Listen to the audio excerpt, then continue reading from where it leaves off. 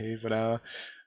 Bonjour à tous. On est parti sur une petite séance pour faire un retour d'expérience sur un jeune jardin en permaculture qui se trouve dans le Maine-et-Loire. Alors, j'avais l'occasion de venir faire une séance de conseil, un design sur site. Alors, ça remonte un peu. Et puis là, on fait un point d'étape sur là ce qu'on en est rendu dans ce projet. Et ben, il y a déjà beaucoup de choses, et puis je pense beaucoup de billes techniques qui peuvent être inspirantes pour des projets, dans des cas similaires. Et puis pas mal de retours d'expérience. On va voir un peu tout ça avec Simon. Bonjour Euh, à tous. voilà, notre jardinier. Euh, bon, Simon, ça serait intéressant de nous situer déjà pour essayer à situer le projet. Où est-on? Que, Quelle était la situation au départ? Et puis, c'était quoi l'idée à la base? Bah oui, alors donc du coup, en fait, moi j'habite dans une commune de deuxième couronne de la ville d'Angers. Donc on est à un petit peu plus de 20 km d'Angers, dans un lotissement vraiment typique des lotissements du début des années 2000. Donc des terrains autour de 600-700 mètres carrés et puis le petit pavillon individuel, voilà le rêve de tout Français dans les débuts des années 2000. Donc, bah, voilà, du béton vert dans les haies, de la pelouse au sol, pas une pâquerette, rien du tout. Voilà, vraiment quelque chose de très standardisé comme on le faisait à l'époque. Donc, nous, on n'a pas construit, on a acheté hein, il y a quelques années. Mhm. Et puis, bah, du coup, en fait, le souhait de créer un peu un îlot de biodiversité, de pouvoir aussi planter des arbres et d'aller vers une certaine idée de l'autonomie alimentaire. C'est pas l'objectif final du projet, mais c'est quand même une envie, du coup, avec les enfants qui grandissent, etc., de Mhm. pouvoir s'approprier un peu son terrain et puis voilà, le faire vivre, tout simplement. Mhm. Ok. Alors, je vais montrer une photo satellite, enfin, pour que ça soit un peu plus parlant. Alors, hop là on va sur la base de données Géoportail. Alors, c'est intéressant puisque si on remonte dans le temps, on remonte aux années 50 ou 60, alors j'ai pas la date exacte, mais on est dans cette période-là. On voit sur une photographie faite par avion à l'époque, on est sur encore un endroit complètement rural, hein, avec un grand champ, visiblement labouré. Et puis, hop, dernière photo satellite d'aujourd'hui. Voilà, avec le dessin des cadastres, des parcelles du cadastre. Donc, un cas très typique, très classique d'urbanisation pavillonnaire. Et donc, on zoome, hop, et voilà, on arrive jusqu'à la parcelle. Alors, c'est la 222. Avec cette disposition comme ça, donc avec le bâti dans le coin sud-ouest et puis finalement le reste du terrain et le terrain à l'air libre. Finalement, donc on a quelques 200-250 mètres carrés d'espace extérieur ici. Alors voilà, en fait, ouais, si on trace une zone, du coup, on aperçoit les bandes là, du coup. Si on Mhm. trace une zone de cette bande jusqu'en fait au fond du terrain, donc en haut, Mhm. on a un petit peu plus de 200 mètres carrés en fait, du coup, qui servent d'espace du coup pour le Mhm. projet de jardin-forêt. Ok. Alors, je vais afficher aussi des photos que j'avais faites quand j'étais venu pour la séance. Hop là. Donc, effectivement, on va dire la base, eh bien, elle est assez simple. Alors, je vais montrer, changer, hop, le partage d'écran, voilà. Euh, on démarre sur un terrain qui était juste de la pelouse. Alors là, la photo donne vers plutôt l'extérieur du terrain d'ailleurs. Donc, on voit que de toute façon, on est dans exactement la même configuration. La pelouse rase. Hop là. Je vais montrer une autre photo qui montre mieux l'intérieur du terrain. Euh, donc au démarrage, beaucoup d'espace finalement sous-utilisé. Et qu'est-ce que... Voilà, genre, là je suis en train de partager donc une autre photo. Voilà. Le terrain était globalement dans cet état-là. Ah ouais, Euh, Voilà. Ouais, voilà, on voit bien toutes les haies, en fait, c'était des buissons, c'est des buissons en fait qui servent vraiment d'écran. Mm. Ça produit rien du tout. C'était des choses qui étaient imposées dans le cahier des charges du lotissement. Mm. Il fallait avoir au moins 4 essences différentes et on plantait des arbres de haies qui, adultes, font 4 ou 5 mètres de haut, des Mm. arbustes. Donc, on passe notre temps à les tailler, à emmener des quantités astronomiques de déchets verts à la déchetterie parce qu'on ne sait pas quoi en faire. Et voilà, donc le but, c'était aussi ça, c'est de pouvoir, comme sur la photo d'avant, on voit que j'en avais arraché déjà une bonne partie. Mm. Pour finalement pouvoir attaquer aussi le projet. Et donc là, ouais, il y avait une caravane qui servait d'abri de jardin, parce qu'on a fait des travaux chez nous. Donc en fait, on avait stocké tout le contenu du garage dedans, parce on avait rasé le garage. Donc voilà, mais elle n'existe plus, elle n'avait pas vocation à rester sur le terrain. Et on aperçoit juste à droite de la caravane, du coup, la seule chose qui existait vraiment sur le terrain, c'est l'enclos des poules. Mm. Ok. Et une dernière photo. Là, on voit bien finalement le reste du terrain à l'époque, au démarrage. Donc, les balançoires pour les enfants, mais sinon, effectivement, rien. Et puis même, on voit bien que les pourtours de la maison, on est sur la terre de remblai, c'est complètement minéral. Bon. Et puis cette haie, alors certes, on est sur des arbustes classiques, pour le Troène, ou Zédéagnus pour jouer un rôle de masque, brise-vue par rapport à l'extérieur, mais même c'est assez irrégulier. Et des grandes ouvertures entre les buissons. Et puis on est sur une configuration aussi, alors il y a quand même tendance à avoir un engorgement du sol en eau, évidemment particulièrement en hiver. Ça se voyait bien avec les plantes bioindicatrices présentes sur la parcelle, les plantes spontanées présentes sur la parcelle, c'était assez indiqué, globalement indiqué ça. Puis on voit, enfin, à grande échelle, on se rend compte qu'on est sur un petit creux de vallon. Euh, alors, euh, donc je bascule sur le plan. J'avais fait donc un croquis pour représenter là vers où on voulait aller. Voilà. Euh, donc l'idée c'était, alors on voit ces bandes comme ça, c'était jouer sur les courbes de niveau. Parce que, alors certes le terrain comme ça à l'œil, et surtout sur des photos, il paraît très plat, mais en réalité il y a un peu, il y a une légère pente, donc autant jouer dessus. Le coin poulailler n'est pas modifié ici, si ce n'est l'idée d'y mettre des arbustes fourragés, c'est-à-dire des arbustes qui peuvent servir de nourriture, le feuillage peut servir de nourriture aux poules, puis bon, c'est aussi un aspect, rendre l'environnement plus riche, il y a un aspect aussi intéressant pour mieux protéger les poules des excès, des chaleurs estivales, donc bref, il y a des notions de bien-être animal aussi derrière. Puis structurer le reste sous forme, on va dire, verger potager, avec bande fruitière et entre les espaces au sol. Alors, avec des dispositions d'allées, on voit en pointillé. L'idée étant, dans ce dessin-là, c'était comme on est sur un espace petit, contraint, de maximiser la proportion d'espace au sol qui soit cultivé. D'où la disposition, comme on le voit, en arête.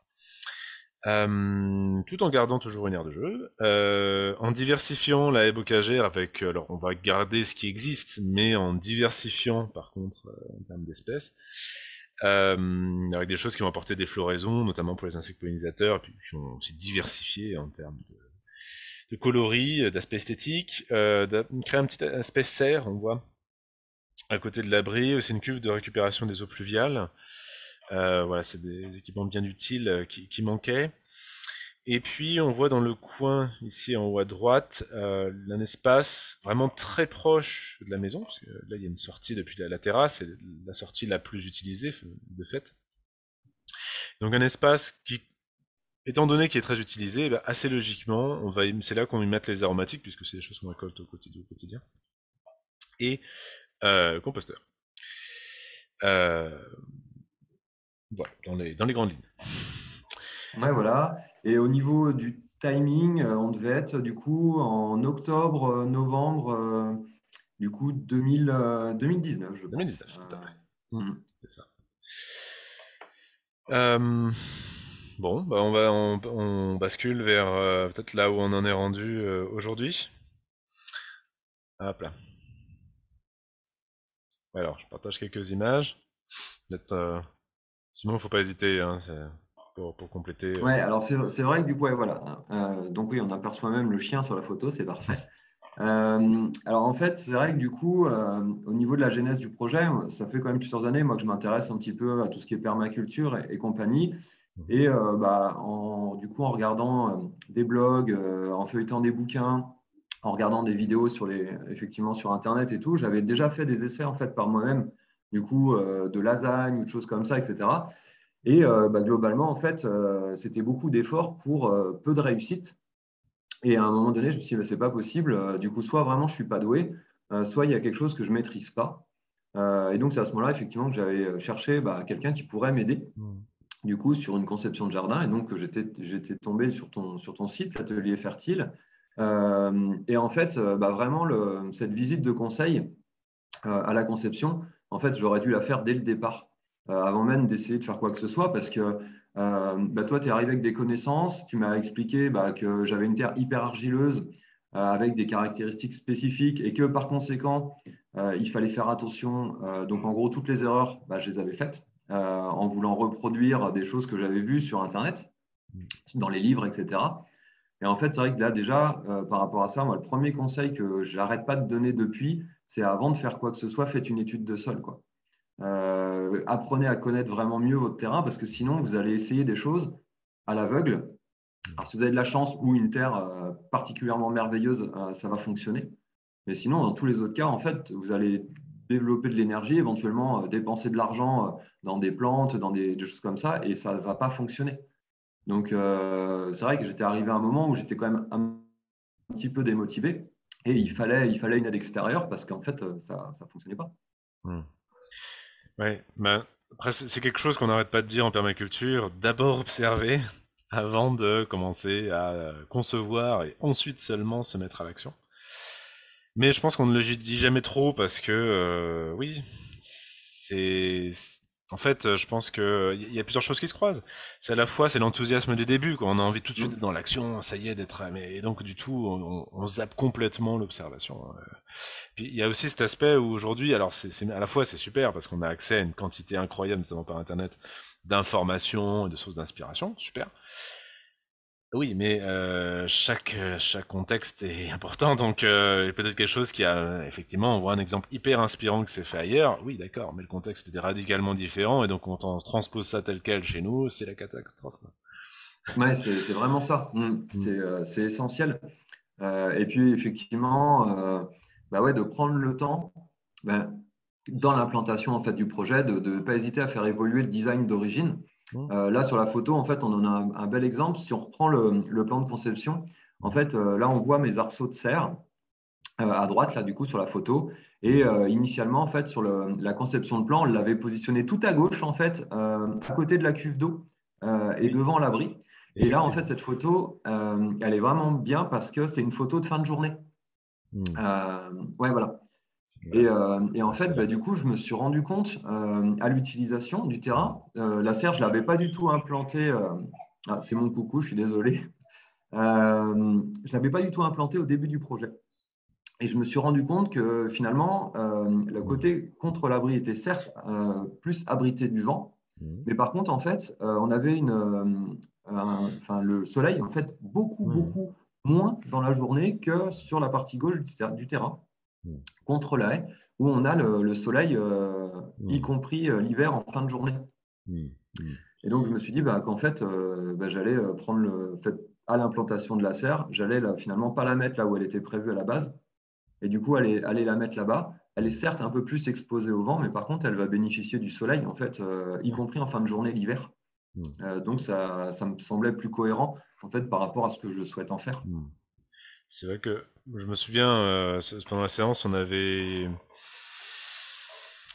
eu, comment dire, grande attention, on était assez focalisé sur la question du risque d'exposition au vent, Oui, qui peuvent être assez violents localement, donc l'implémentation avait été d'abord choisie pour contrer ce risque-là.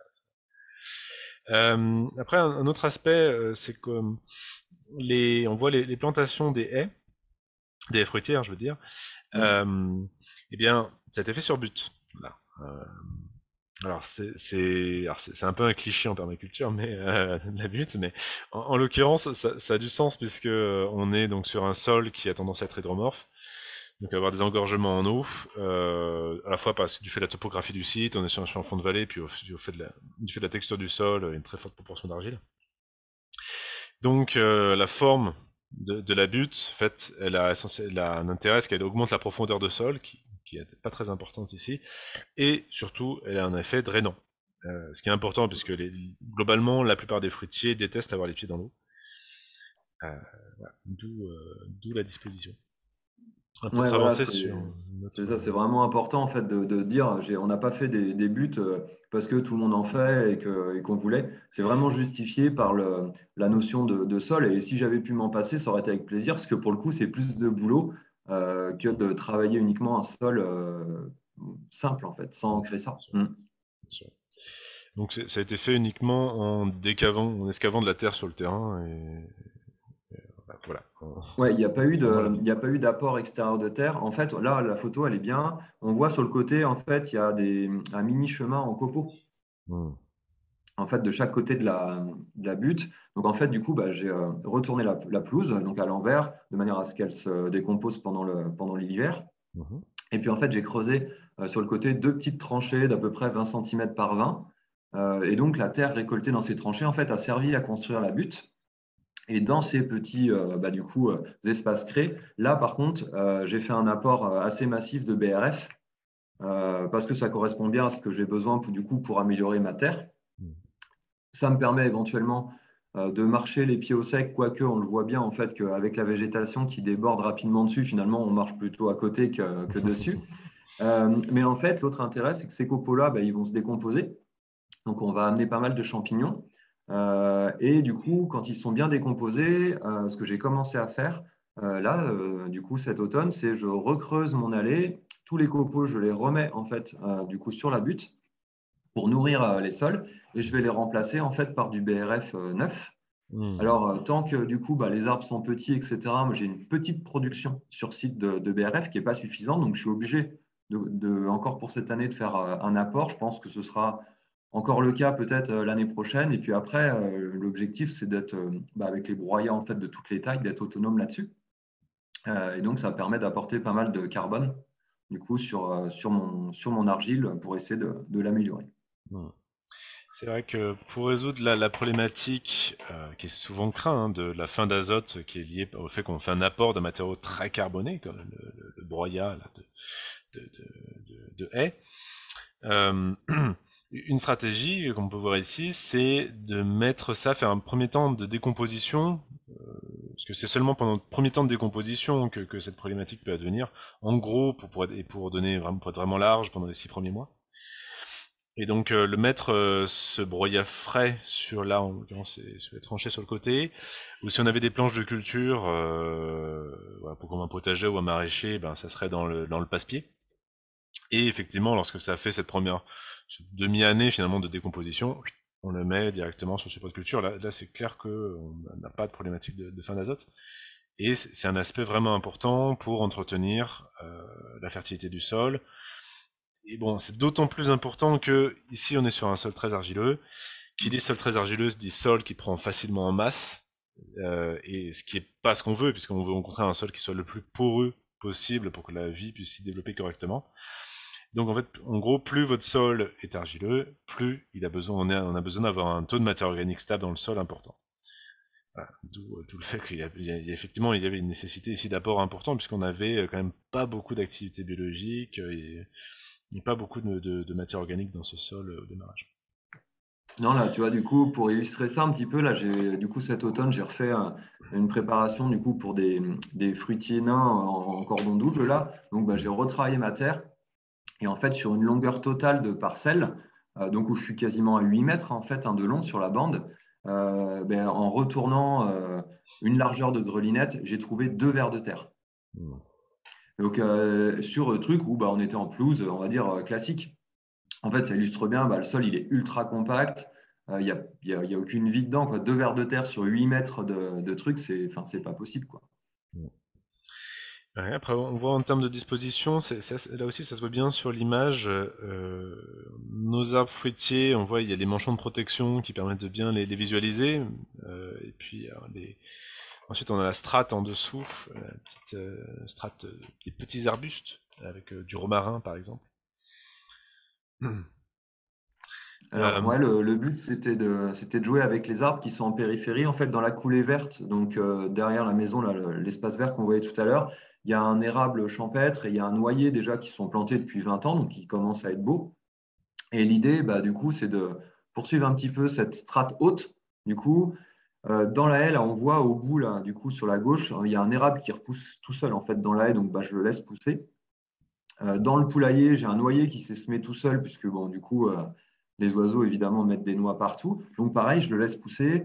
Et là, entre les deux buissons du fond, là, pile dans l'alignement mhm, de la butte, du coup, j'ai planté un tilleul, hein, du coup, à l'automne mhm, dernier. Donc, pour le côté bah, tisane et puis feuilles qui peuvent éventuellement se manger aussi.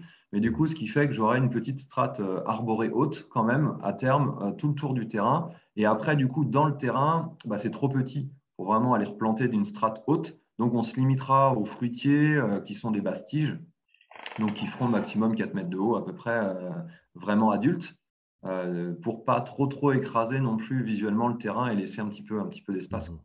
mhm. C'est vrai, hein, c'est un peu frustrant, mais sur des terrains qui sont comme ça, bon, de l'ordre de quelques centaines de mètres carrés, on va mettre peu ou pas de grands sujets, sinon on va complètement, enfin, ça va prendre un espace démesuré sur les. Et puis Mm. visuellement, ça va être assez, ça peut être assez étouffant. Hop, là on a une autre photo aussi, c'est pour illustrer là les premières planches de culture même le sol. Alors, ouais, du coup, là, en fait, l'idée, alors, initialement, dans le projet, j'avais commencé par faire que les deux grandes buttes, enfin, il y en a trois, il y en a une autre à gauche après, mais on va dire les grandes buttes fruitières qu'on voit de chaque côté, là. Et puis, donc ça, en fait, c'est au niveau du timing, bah, en fait, le jour où on a été confiné sur le premier confinement, dans mon garage, en fait, j'avais tout ce qu'il fallait pour mettre en place ces buts-là. Et bah, le fait d'être confiné, en fait, bah, ça m'a libéré mon temps de trajet voiture de tous les jours, etc. Donc, même si j'ai eu la chance de pouvoir télétravailler, ça m'a libéré un petit peu de temps. Et en fait, l'implantation des trois grandes buttes, elle s'est faite le soir, du coup, après le boulot, pendant le confinement. On était en famille, du coup, ma femme était là aussi, donc elle pouvait s'occuper des enfants. Voilà, donc moi j'avais vraiment toutes mes Mhm. soirées de libre, et donc bah, du coup, c'est à ce moment-là que j'ai implanté ces trois grandes buttes.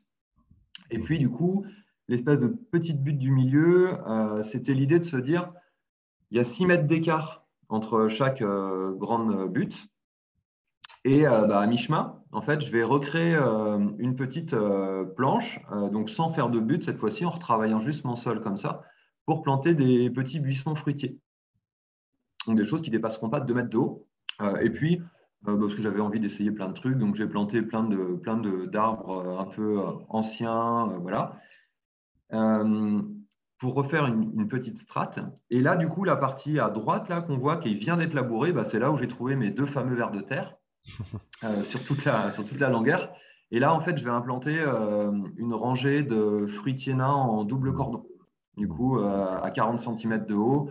Voilà, en fait, euh, j'étais tombé après coup sur une citation de Bill Mollison où il disait qu'en fait, il valait mieux un petit terrain proche de chez soi qu'un grand truc loin et que, en gros, il fallait faire du manque d'espace un atout. Mhm. J'essaye, du coup, ça me challenge, ça m'oblige à réfléchir. C'est plus compliqué que si j'avais 2000 mètres carrés, mais en même temps, du coup, je suis obligé ouais, d'être précautionneux, de vraiment essayer de mieux choisir. Et pour le coup, mon projet, il est duplicable chez beaucoup de gens, en fait. Mhm. Mhm. C'est sûr.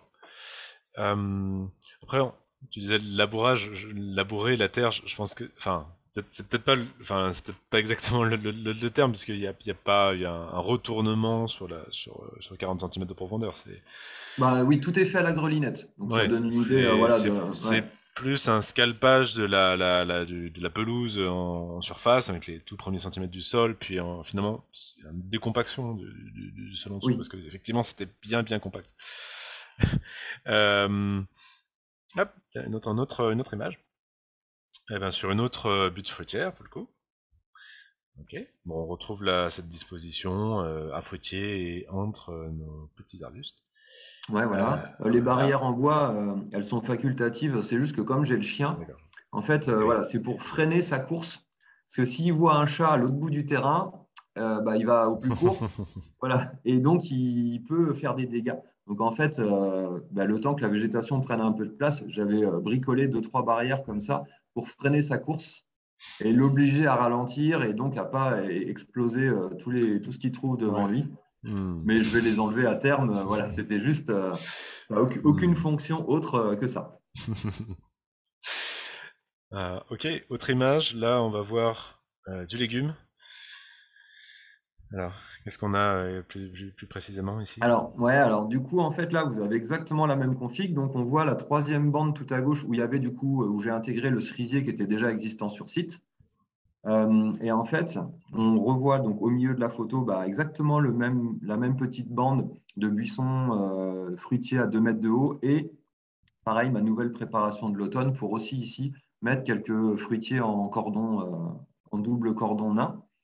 Et sauf que là, par rapport à tout à l'heure, en fait, on voit qu'effectivement sur la partie d'herbe à gauche, du coup, bah, l'automne dernier, j'ai implanté des bacs de culture. Donc, l'idée quand même, effectivement, c'est de produire aussi du coup du légume quand même. Euh, et donc, bah, d'intégrer en fait entre mes bandes bah, des planches de légumes. Hmm. Ouais, alors, enfin, t'as plus été dans une optique de test dans cette année 2020, l'année 2020, si j'ai bien compris.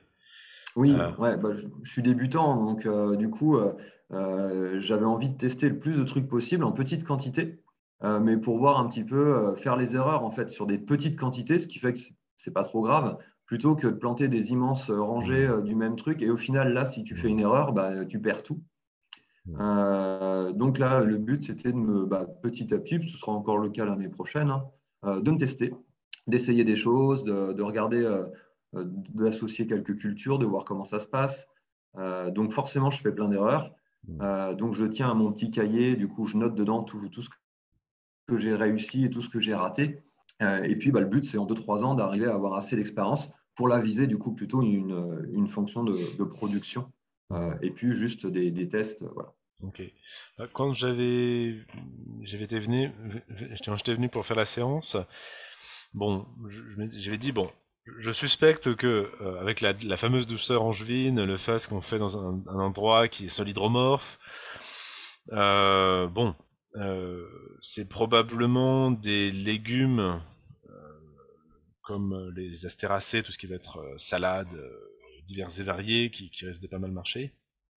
Mais est-ce que tu as quelques éléments comme ça sur ce qui fonctionne dans ce genre de contexte, justement? Bah, alors en plus, bon, du coup, enfin, j'avais déjà planté, j'avais fait un mini carré de légumes il y a déjà depuis quelques années, donc j'avais deux, trois petits retours déjà sur certaines choses, Mhm. vraiment petits. Là, bon, on a une année un peu particulière au niveau du climat, mais dans l'idée, c'est vrai que tout ce qui est chou et compagnie, ça a très très bien fonctionné. Chou-fleur, brocoli, enfin chou-cal, enfin, vraiment tout ce que j'avais pu planter là-dessus, c'était pas mal. Tous les navets. Mhm. Ça a très bien fonctionné. Les salades, oui, effectivement. Ouais, donc ce Les qui carottes, ça n'a pas du tout marche. fonctionné. Ouais. Bah, ce Ouais, qui mais est. je les avais plantées. Eh oui, oui, Voilà. c'était le risque, hein. La carotte, ça marche quand même beaucoup mieux sur des sols beaucoup plus meubles, beaucoup plus sableux. Mm. C'est vrai que c'était pas facile. Mais c'est intéressant de remarquer que c'est, ouais, en tout cas en termes de famille botanique, ce qui marche pour le moment, c'est de l'astéracée, comme la laitue, la salade, et toute la famille des brassicacées, quoi, tous les choux et compagnie. Ouais, c'est ça. Les courgettes, ça fonctionne bien. Mm. Il n'y a pas de souci. Ce qui, bon, cette année a été un échec total, c'est tout ce qui est tomates, aubergines, ces choses-là. Ouais, toutes les Donc, solanacées, par contre, ouais, ça a été ouais, donc terrible. bon, après, d'où la serre justement pour l'année prochaine aussi, Mhm. qui sera dédiée à ça en période estivale. Ouais, voilà. Enfin, mais c'est vrai qu'après, il y a des choses qui n'ont pas non plus forcément fonctionné parce que j'ai fait des erreurs. Typiquement, planter des brocolis et puis pas mettre de tuteur. Mm. brocoli, chou de Bruxelles, tous ces trucs-là. Donc en fait, ils se sont effondrés sur les cultures d'à côté, ils les ont étouffés. J'estimais pas du tout en fait réellement la place qu'il faut. Un plant de chou, c'est bête, mais un plant de chou-fleur, en fait, c'est énorme. Du coup, j'avais pas estimé du tout ça, donc j'ai planté des trucs en association de culture, sauf que dès que le chou a grandi, il a étouffé tout ce qu'il y avait autour. Un truc qui n'a pas fonctionné cette année, c'est tout ce qui est petits pois aussi. Petits pois, haricots blancs, etc. J'ai quasiment rien eu. Bon, voilà. Après, là, mes bacs, sur la photo, ils font 4 mètres de long par 1 mètre de large. Donc, en fait, quand j'essaye une rangée, c'est une rangée de 4 mètres. Il y a pas, enfin, voilà, ça ne porte pas franchement à conséquence pour l'instant. Le but, c'est de se faire plaisir et puis d'essayer plein de choses. Ok. Bon, photo qui nous décale juste un peu à gauche. Euh, donc on continue de voir la barrière anti-chien. Ouais, exactement. C'est aussi pour ça qu'il y a les arceaux en fait sur les cultures. En fait, là, du coup, la Ouais. photo elle est récente. J'ai semé mes engrais verts. Ok. Et pour pas que le chien aille du coup fureter dans les parterres, en fait, je mets les arceaux, ce qui fait que du coup, il y va pas. Donc, ils n'ont aucune autre utilité, mais c'est juste le temps que les engrais verts, par exemple, germent. Et puis après, ce sera tranquille, il ira plus, quoi. Ok. Euh, ok. Et on continue le panorama encore. Donc là, il y a les plantations de kiwi ou de kiwai, je vois. Ouais, kiwi, du coup, en fait, voilà, avec un. Alors, il y a kiwi et mûre sauvage, enfin, mûre pas sauvage, justement, les grandes mûres Mhm. sans épines. Mhm. Et du coup, ça va faire un ensemble qui va se promener. Là, au niveau du plan, il y a à peu près derrière 3-4 mètres jusqu'au poulailler. Et en fait, le plan, il va jusqu'au poulailler, en fait, Mhm. en hauteur. Ouais, donc, j'essaye de lui faire une petite structure. Et puis, contre le grillage du poulailler, en fait, vraiment le long, j'ai replanté d'autres murs. Donc, Mhm. parce que les poules, elles adorent aussi le feuillage et les fruits. Enfin, les fruits, j'essaye de les manger avant elles, mais c'est pas gagné. Et des vignes aussi. Du coup, pour venir habiller, en fait, le but, c'est que tout le grillage le long de l'enclos à poules, il soit entièrement en fait, habillé de végétation comestible. Mhm. Ok. On voit que le pourtour de la maison a bien changé quand même Ouais, voilà. depuis que je suis Euh, venu. Oui. et puis, tu vois, dans la suite aussi des choses, du coup, sur la toute première photo tout à l'heure, là, c'était tout en remblai. Voilà. Donc, en fait, j'ai recreusé, j'ai enlevé une partie du remblai. Et plutôt que de se faire une immense terrasse qui sert à rien, j'ai réintégré dedans, en fait, un bac en triangle comme ça. Et du coup, il est vraiment contre la maison. Et en fait, la zone aromate, elle est vraiment arrivée ici. Donc, j'ai planté plein de trucs pareil pour essayer. J'avais essayé de mixer avec des fleurs, mais en fait, j'ai planté des cosmos, mais en fait, je ne savais pas, c'est pareil, c'est immense en fait. Donc, du coup, ça s'est couché, ça m'a étouffé mon persil.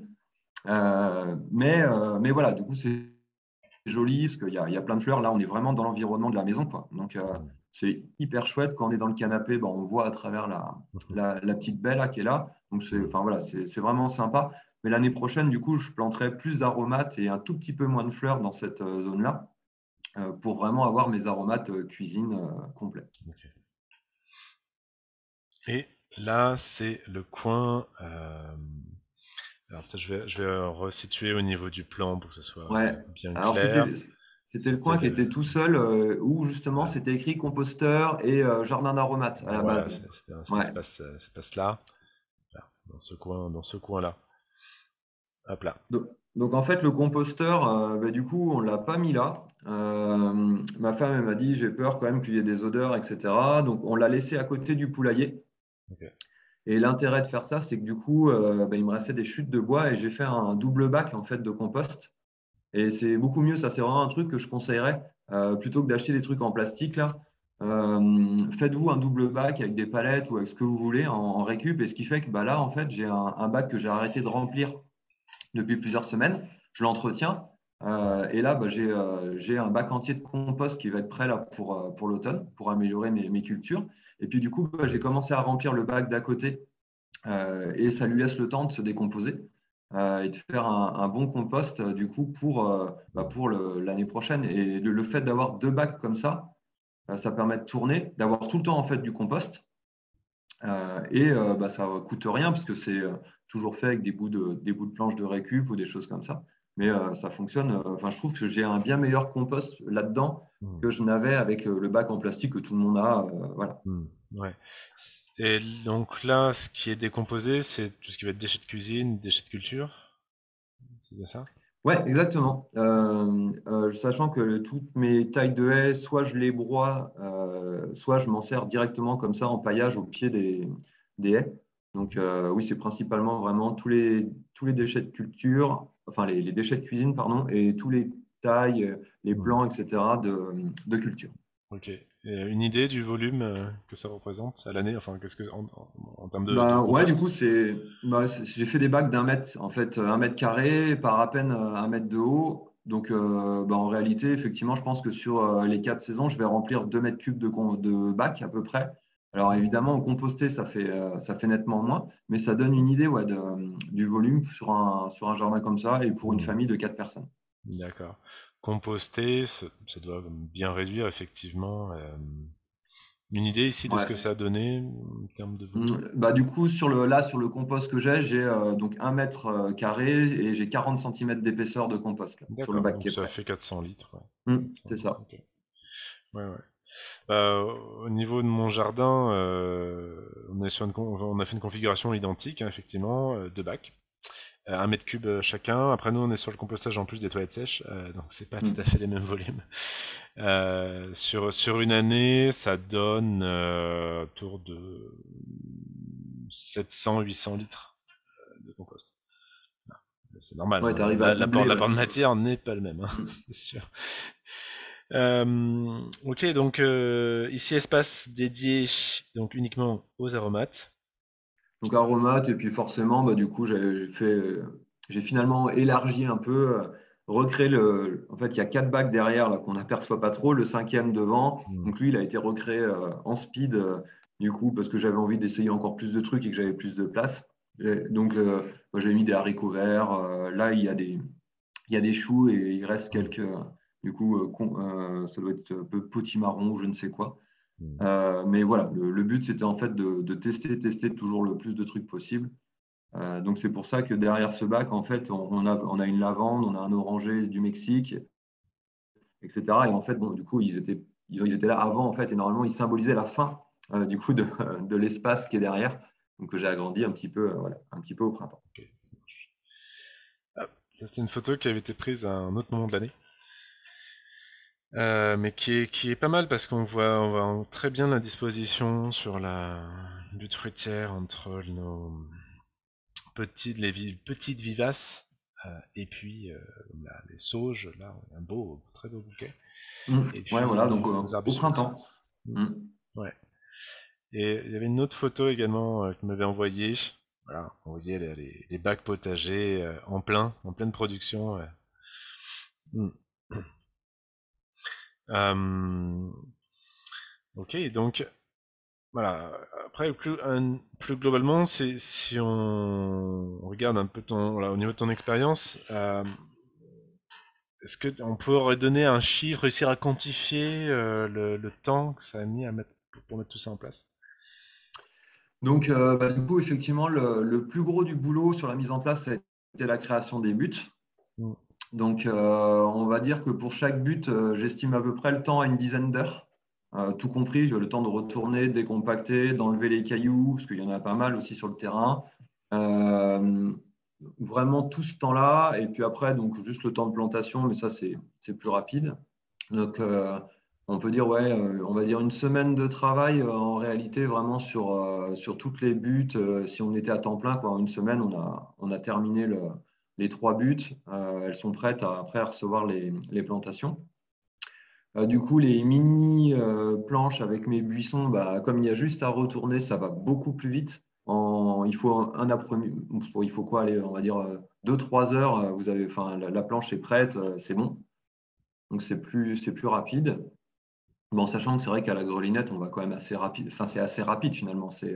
Même avec ma terre compacte. Donc voilà, mais ça reste le gros du travail. Parce qu'après, en fait, une fois que c'est planté, euh, il y a pas énormément d'intervention vraiment sur le côté but. Nous, on a une problématique ici, on a beaucoup de liserons. Donc, on a quand même un travail de désherbage, du coup, pour maîtriser un petit peu le liseron. Mais on s'aperçoit que dans les espaces où, par exemple, la sauge, elle a bien pris sa place, etc., bah, il n'y a quasiment plus de liserons. Donc, en fait, l'idée, c'est d'amener du couvre-sol comestible le plus vite possible, de manière en fait, à réguler ça. Mais si on enlève le liseron, que sur les buts, j'en ai pour 1 heure par semaine d'entretien, en fait, en réalité.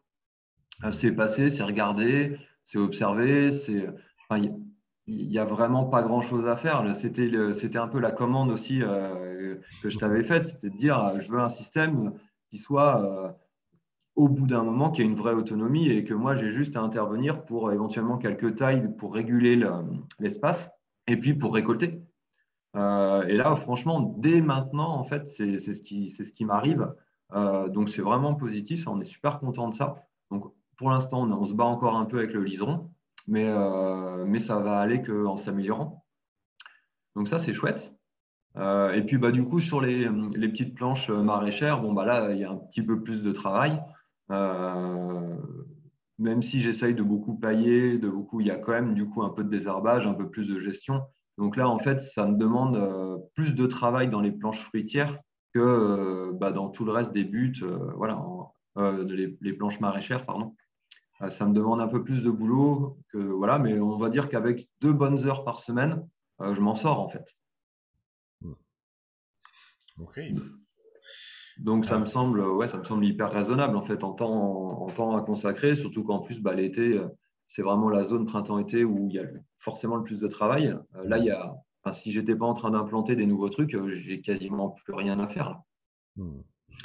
Donc voilà, on peut le faire le soir, enfin, c'est plutôt sympa. Hmm. Super. Euh, Toi, maintenant, tu commences à amorcer cette démarche aussi de créer de l'espace comestible au-delà de ce jardin. Tu pourrais m'en dire un peu plus? En fait, au niveau de la, donc moi j'habite dans une commune, donc ce que je disais tout à l'heure, en deuxième couronne de l'agglo d'Angers, c'est une petite ville, on est un tout petit peu plus de 3 000 habitants. Il y a du coup, bah, on voyait tout à l'heure sur la photo, en fait, ce lotissement qui est immense. Et après, il y a un cœur de bourg qui est existant, qui est beaucoup plus vieux, avec des jardins familiaux, etc. Mais au-delà de ça, en fait, la plupart des gens, bah, ils travaillent du coup sur Angers ou sur un des pôles autour, ce qui fait que bah, il y a très peu de production d'alimentation en local, hormis les quelques agriculteurs présents évidemment du coup, sur la commune. Mais voilà. Et puis, on a la chance d'avoir toutes les écoles jusqu'au collège.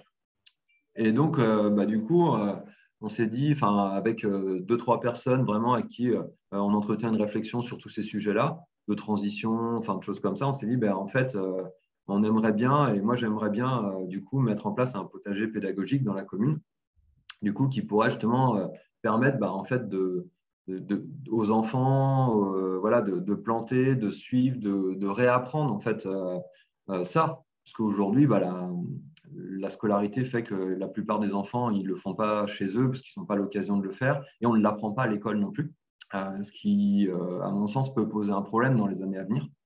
Donc, du coup, dans l'idée de résilience alimentaire locale, dans plein d'idées comme ça, de se dire à un moment donné, est-ce qu'on peut essayer de se réapproprier son alimentation donc, ça commence par faire pousser des légumes.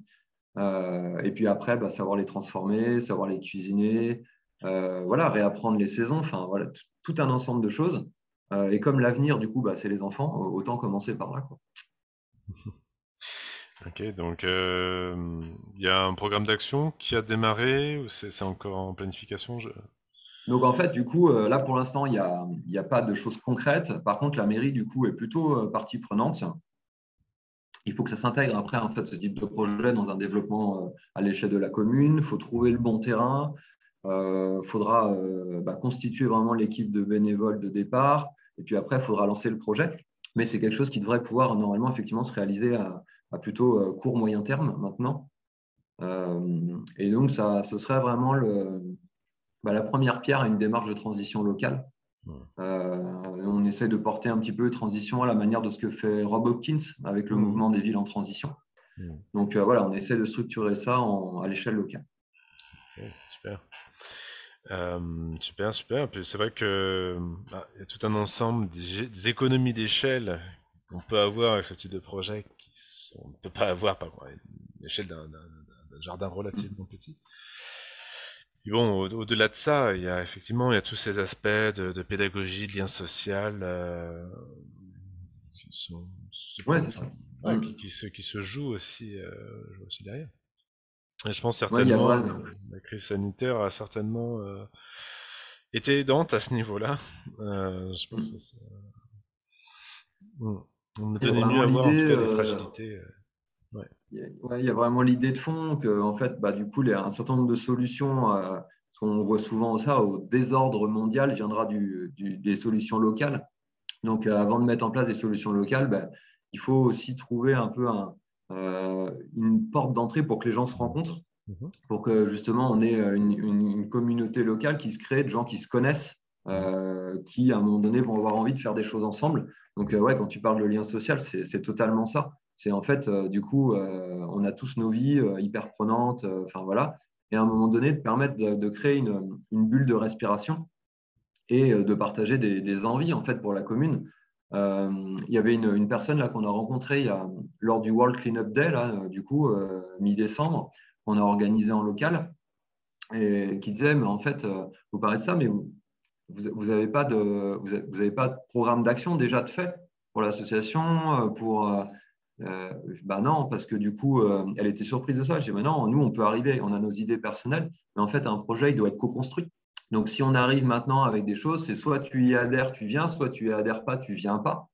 Alors qu'en réalité, le bon schéma, c'est de se dire, tu as envie de quelque chose, ok, bah viens avec nous, on en discute, et ensemble, du coup, on va construire quelque chose. Et ça, c'est tellement plus puissant. Du Mhm. coup, on n'est pas là pour devenir vraiment la personne la plus importante de ma commune en maraîchage pédagogique. Ça n'a aucune importance. On est là pour essayer de faire avancer le truc, que ça bénéficie au plus grand nombre et de pouvoir créer une dynamique locale. Mhm. Ok, super. Bon, bah, écoute, est-ce que tu vois d'autres points sur ton jardin dont on n'aurait pas parlé? Non, je pense qu'on a dit pas mal de choses. Ouais, vraiment, les conseils que tu as pu reciter, qu'on a redonné au fur et à mesure, c'est faire une étude de sol, vraiment mieux connaître son terrain, Mhm. pas juste observer les petits oiseaux qu'on a dans la haie, vraiment enfin, pousser les investigations ouais, ouais, un petit peu plus loin, bien réfléchir au projet. Mhm. Pas se décourager, du coup, s'il y a des choses qui fonctionnent pas, Mhm. j'ai fait des erreurs bêtes, mais après coup, quand tu réfléchis, tu te dis, bah ouais, en fait, j'aurais réfléchi un peu plus avant, j'aurais jamais fait ça. Du style, dès le début, dans les buts, planter des plants de myrtille. Mhm. Bah, sauf que la myrtille, c'est un plant de sous-bois. En plus, premier été, on a eu quand même une bonne canicule. Bah, tous les plants de myrtille sont morts. En fait, c'est juste logique. J'aurais réfléchi un petit peu. Je me suis dit, bah, c'est un truc que je vais planter à 3 ans, plutôt côté nord de la butte, parce qu'il y aura plus d'ombre, il y aura plus de fraîcheur, les arbres seront un peu plus grands. Donc, en fait, prendre le temps vraiment de mieux planifier les choses, pas vouloir aller trop vite. En fait, ça, c'est hyper frustrant. Moi, c'est un truc, j'ai envie d'aller hyper vite. Sauf que du coup, bah, tous les ans, il n'y a qu'une saison de chacune, hein, et tu peux pas aller plus vite que la nature. Donc, c'est savoir aussi être patient. Et puis, du coup, bah, bien analyser les opportunités et les contraintes de son terrain. Et puis, d'essayer de faire des contraintes une force. Mhm. Ça, je pense que c'est vraiment hyper intéressant. Et il faut, ouais, surtout, même si vous avez que 50 mètres carrés, en fait, en réalité, il y a moyen de faire un truc super chouette. Il faudra plus le réfléchir, voilà, être plus fin dans ce qu'on va faire, mais c'est évident qu'il y a moyen de faire un truc génial. Donc voilà, donc, ouais, c'est vraiment ça que je dirais. Faites-vous plaisir, mais partez pas n'importe comment. Puis ce que je trouve aussi très bien illustré dans ce projet-là, c'est que l'architecture finalement du jardin, c'est amené par les vivaces, c'est amené par les plantes qui durent dans le temps. On voit bien clairement on a d'abord mis le focus sur ça, et ensuite on s'occupe de toutes les annuelles. Et ok, Ouais. ça met plus de temps à pousser, par contre c'est beaucoup plus résilient, et en fait je pense on a assez vite plus de satisfaction en fonctionnant de cette façon-là. Après, il y a eu certes un apport assez important, non pas de terre, mais de matière organique, en fait, sous diverses formes, Mm. terreau et autres. Au démarrage, enfin particulièrement sur les légumes qui sont de toute façon à la base des plantes extrêmement gourmandes. Oui. Mais c'est vrai qu'il y a, par contre, il y a une trajectoire sur qui a commencé à être prise, qui est bah, non seulement le recyclage de toutes les formes de déchets organiques, enfin y compris, et ça on n'y pense pas, on est loin d'y toujours y penser, c'est aussi tous les déchets verts posés sur le site, qui soient réemployés pour que finalement on arrive à boucler les boucles. Comme on exporte, enfin là voilà, on n'est pas sur un projet de ferme, donc on n'exporte pas finalement Mm. la production ailleurs, je ne sais où. Les matières organiques finalement peuvent on peut les boucler, quoi. C'est tout ça, tout peut se recycler sur place. Donc finalement, ça montre bien que on est ce genre de trajectoire là. Au bout de quelques années, on peut vraiment viser une autonomie en fertilité. Ouais, moi, depuis la mise en place du projet, en fait, je suis jamais retourné à la déchetterie pour mettre le moindre Mmh. déchet végétal. Enfin, Mmh. voilà, je suis vraiment, je vois toujours bah, tous les voisins, ils continuent, on taille les haies 2 fois par an, on emmène des remorques et des remorques de paillis. Moi, je suis Mmh. plutôt à essayer de récupérer devant chez nous, il y a des arbres bah, dans l'impasse. Je Mmh. vais racler les feuilles mortes parce que de toute façon, elles sont sur la route. Je les emmène dans mon jardin, je les mets à composter ou je paille les buts avec. Enfin, Mmh. je suis plutôt occupé à essayer justement de récupérer de la matière végétale pour pailler, pour composter, pour voilà. Et en Mmh. réalité, déjà hyper rapidement, il n'y a plus de déchetterie déjà. Donc ça, c'est Mmh. cool. Super. Bon, eh ben, écoute, je te remercie pour ce retour d'expérience. Voilà. Mais avec grand plaisir. Hop.